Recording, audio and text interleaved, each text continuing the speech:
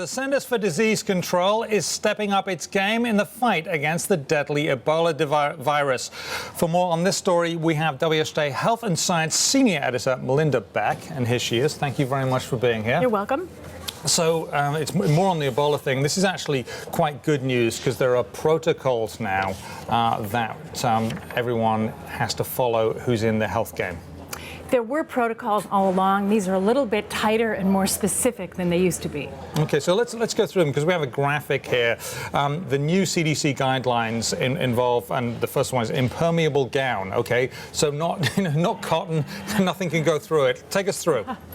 Okay, impermeable gown, a waterproof apron, particularly if the patient is vomiting or having diarrhea, a surgical hood, a face shield, a respirator, and double gloves. That's something that particularly was not clear before. And what the CDC is really stressing here is no skin to be left open and exposed.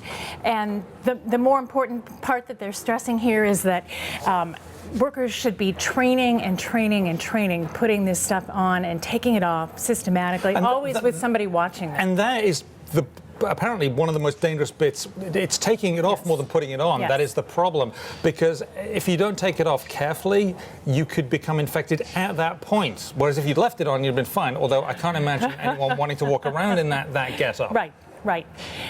Yes, are workers a victim here or a vector, as some experts say? It's very important because you have all this stuff on your clothing, particularly on your gloves. What this new guideline also stresses is that every time you take off a piece of gear, wipe down your hands before you take off the next one, because otherwise you're just recontaminating the new layer of clothing underneath. And am I right in thinking that this is something you can't just stand there and be sprayed down with a hose like a little boy coming in from playing some soccer or something? You can't even shh, because the virus might be on the clothing and then get out of control. Right, and you don't want to be washing it down on the floor. In fact, out in the field, Doctors Without Borders has doctors stand over a gravel pit as they're being disinfected.